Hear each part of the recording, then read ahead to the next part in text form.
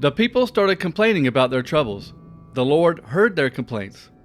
He heard these things and became angry. Fire from the Lord burned among the people. The fire burned some of the areas at the edge of the camp. So the people cried to Moses for help. He prayed to the Lord, and the fire stopped burning. So that place was called Taberah. The people gave the place that name because the Lord caused a fire to burn in their camp. The foreigners who had joined the Israelites began wanting other things to eat.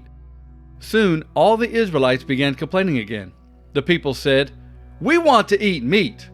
We remember the fish we ate in Egypt. That fish cost us nothing. We also had good vegetables like cucumbers, melons, chives, onions, and garlic. But now we have lost our strength. We never eat anything. Only this manna." The manna was like small coriander seeds, and it looked like sap from a tree. The people gathered the manna. Then they used rocks to crush it and cooked it in a pot. Or they ground it into flour and made thin cakes with it. The cakes tasted like sweet cakes cooked with olive oil. The manna fell on the ground each night when the ground became wet with dew. Moses heard the people complaining. People from every family were sitting by their tents and complaining. The Lord became very angry, and this made Moses very upset. He asked the Lord, "Why did you bring this trouble on me? I am your servant. What did I do wrong? What did I do to upset you? Why did you ever give me responsibility over these people? You know that I am not the father of all these people. You know that I did not give birth to them, but I must take care of them like a nurse carrying a baby in her arms. Why do you force me to do this? Why do you force me to carry them to the land that you promised to our fathers? I don't have enough meat for all these people." And they continue complaining to me. They say, "Give us meat to eat. I cannot take care of all these people alone. The burden is too heavy for me. If you plan to continue giving me their troubles, kill me now. If you accept me as your servant, let me die now. Then I will be finished with all my troubles." The Lord said to Moses, "Bring to me 70 of the elders of Israel. These men are the leaders among the people. Bring them to the meeting tent. Let them stand there with you. Then I will come down and speak with you there.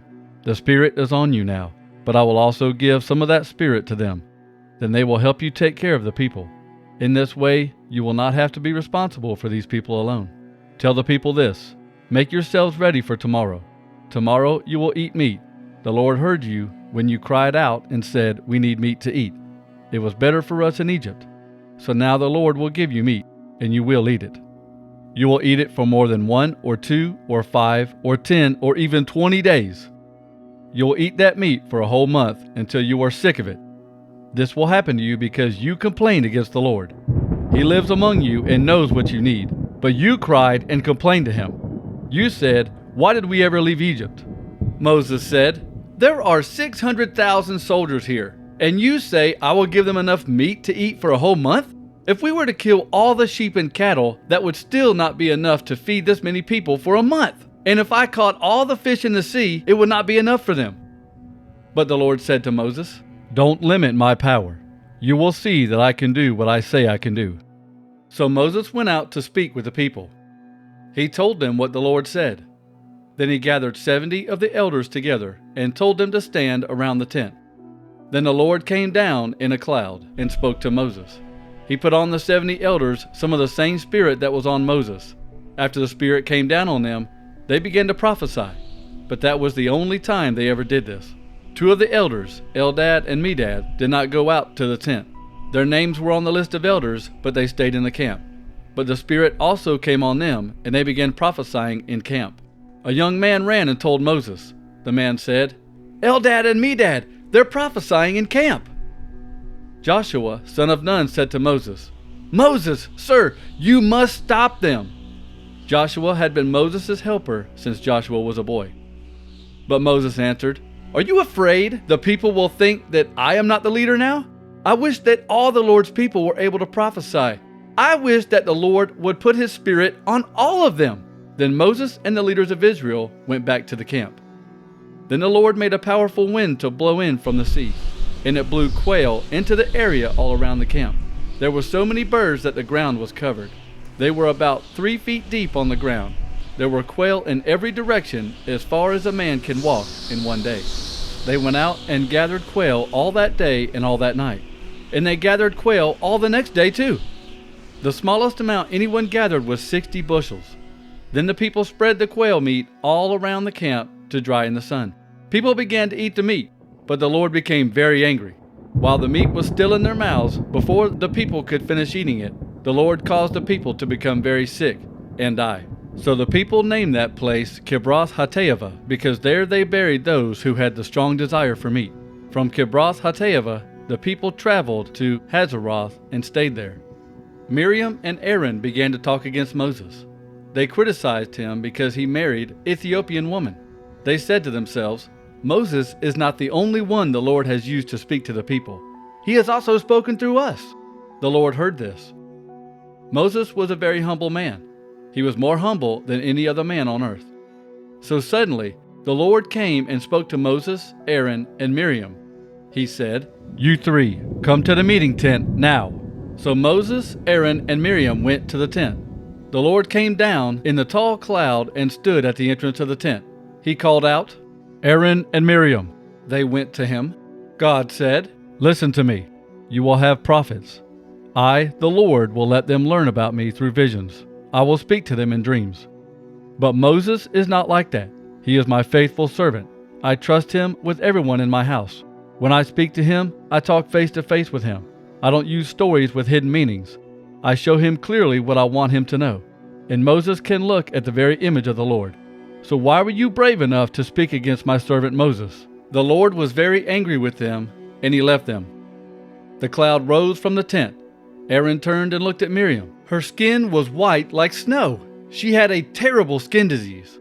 Then Aaron said to Moses, "Please, sir, forgive us for the foolish sin that we did. Don't let her lose her skin like a baby who was born dead." Sometimes a baby will be born like that, with half of its skin eaten away. So Moses prayed to the Lord, "God, please heal her from this sickness." The Lord answered Moses, "If her father spit in her face, she would be shamed for 7 days. So put her outside the camp for 7 days. After that, she can come back into the camp." So they took Miriam outside the camp for 7 days, and the people did not move from that place until she was brought in again. After that, the people left Hazeroth and traveled to the desert of Paran, where they set up camp. The Lord said to Moses, "Send some men to explore the land of Canaan. I will give this land to the Israelites. Send one leader from each of the 12 tribes." So Moses obeyed the Lord's command and sent out the Israelite leaders while the people were camped in the desert of Paran. These are their names. From the tribe of Reuben, Shammua, son of Zakur. From the tribe of Simeon, Shaphat, son of Hori. From the tribe of Judah, Caleb, son of Jephunneh. From the tribe of Issachar, Igal, son of Joseph. From the tribe of Ephraim, Hoshea, son of Nun. From the tribe of Benjamin, Palti, son of Raphu. From the tribe of Zebulun, Gaddiel, son of Sodi. From the tribe of Manasseh, a tribe from Joseph, Gadai, son of Susi. From the tribe of Dan, Amiel, son of Gamali. From the tribe of Asher, Sethur, son of Michael. From the tribe of Naphtali, Nabi, son of Vophsi. From the tribe of Gad, Geuel, son of Maki. These are the names of the men Moses sent to look at and study the land. Moses called Hoshea, son of Nun, by another name. Moses called him Joshua. When Moses was sending them out to explore Canaan, he said, "Go through the Negev and then into the hill country. See what the land looks like. Learn about the people who live there. Are they strong or are they weak? Are they few or are they many? Learn about the land that they live in. Is it good land or bad land? What kind of towns do they live in? Do the towns have walls protecting them? Are the towns strongly defended? And learn other things about the land. Is the soil good for growing things, or is it poor soil? Are there trees on the land? Try to bring back some of the fruit from that land." This was during the time when the first grapes should be ripe. So they went to explore the country. They explored the area from the desert of Zin to Rehob and Lebo Hamath.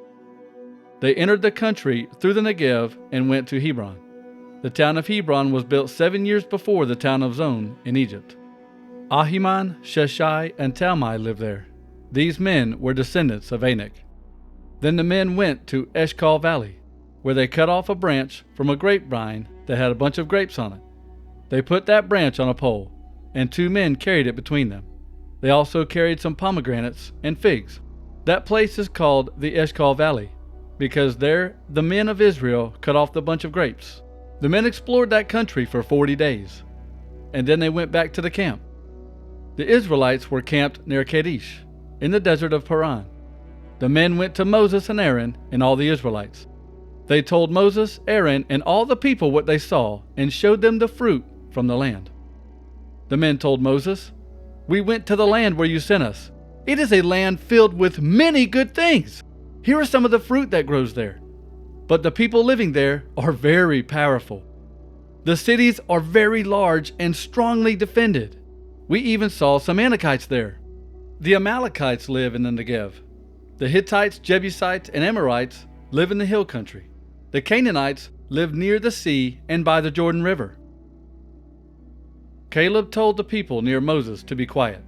Then Caleb said, "We should go up and take the land for ourselves. We can easily take that land." But the men who had gone with him said, "Oh, we cannot fight those people. They are much stronger than we are."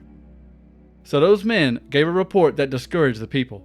They said, "The land we saw is full of strong people. They are strong enough to easily defeat anyone who goes there. We saw the giant Nephilim people there. The descendants of Anak come from Nephilim. We felt like little grasshoppers. Yes, we were like grasshoppers to them."